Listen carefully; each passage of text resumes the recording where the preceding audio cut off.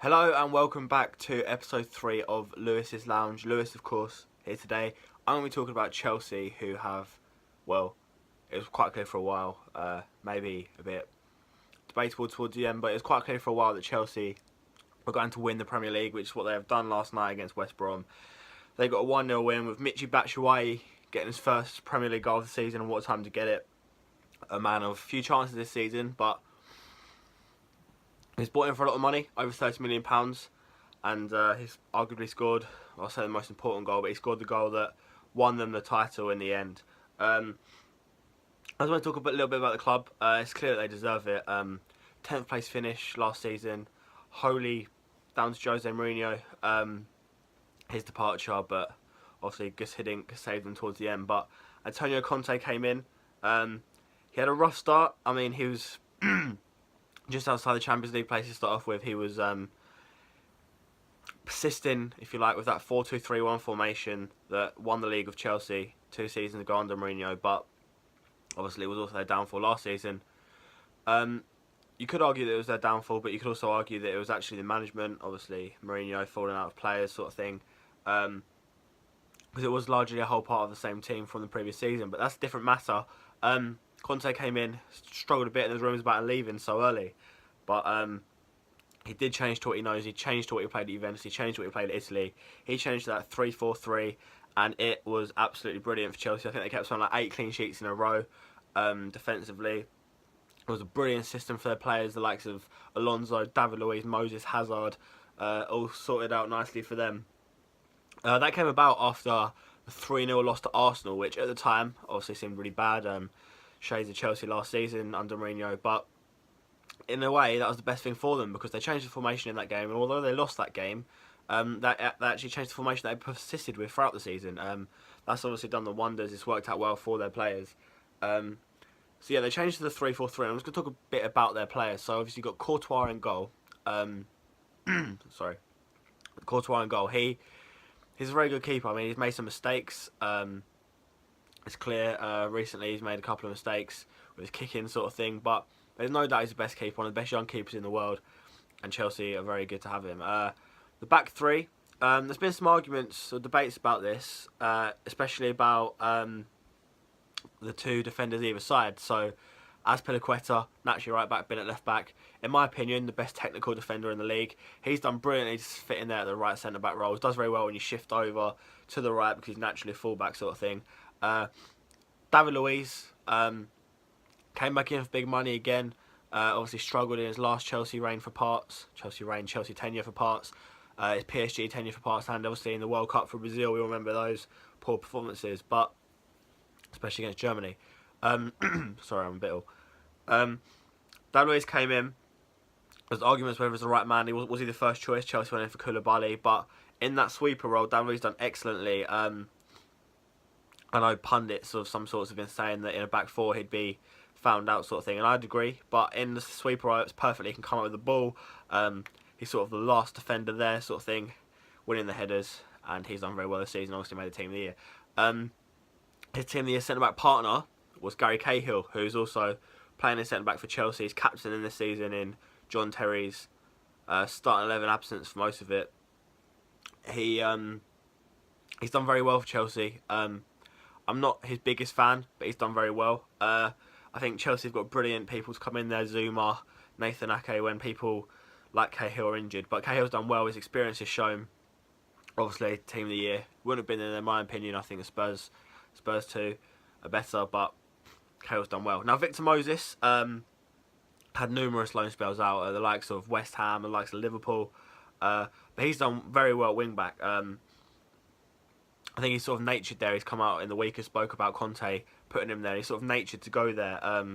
Nurtured, the complete opposite to what I said, but nurtured to go there.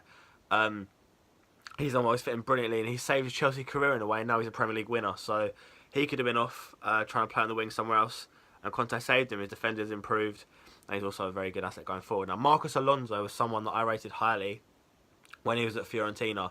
He came to the Premier League, people were like, oh, he couldn't do it at Sunderland, struggled at Bolton sort of thing. But I knew he was going to do well. Obviously, I didn't know he was going to do well, but I thought he was going to do well. He's slotted perfect into that left wing back role. I'm very surprised he didn't get in team this season over Danny Rose, but he's slotted perfect into that left wing back role. He can play on the left mid if he needs to. He can play on the left back if a change of formation, like Conte has done sometimes in games. And he's been a brilliant player. And he scores goals as well. And I'd have shortlisted him for Player of the Year. That he's done that well for me. And I'm very surprised he didn't get there a left back. But centre mid, obviously, N'Golo Kante speaks for himself. 2 Premier League winners in a row at different clubs. Second place to that after Mark Schwarzer. The other way around, actually, at Chelsea then Leicester, but N'Golo Kante, Player of the Year, arguably should have got it last year, in the Team of the Year as well, and he's obviously a very brilliant player, arguably the best midfielder in the world, maybe not the most complete, but getting the ball back, he's a brilliant player and we know his strengths. Nemanja Matic, been playing a more advanced role under Conte, he's obviously done very well as well. I'm going to wrap this up quickly, but he's scored goals, he's got some more assists this season, he's played that advanced role well, and he's kept Fabregas out of the team, who obviously we know about his qualities, his partnership with Diego Costa in that title winning season 2 seasons ago. And we know of his qualities as well. Obviously swearing live on TV yesterday. But nevertheless, he's a very good player. Hazard, obviously, very good again. Very good dribbler. Conte's rejuvenated him in a way to the player he was 2 years ago when he won the Player of the Year. Costa, we don't know what he's going to be doing. Is he off to China? Who knows? But what's for sure is that he's done his job this season. He bullies defenders. He's kept Batshuayi out of the team for ages. He's done his job. He's scored goals. He's rustled defenders, and it's everything Conte could want, to be fair. And finally, Pedro, who's done very well in that role. Obviously, keeping out the likes of Willian. And yeah, he was in my fantasy team, so he's done well, as well as Piliqueta. But Pedro's done really well. He scored goals. He scored some very good goals as well, and he's done well. He might be replacing Summer, but he's done well this season for sure. But in terms of other clubs, Chelsea have run away with it, really. I mean, I know Spurs were their closest challengers, but had they not picked up, then they'd have been miles ahead.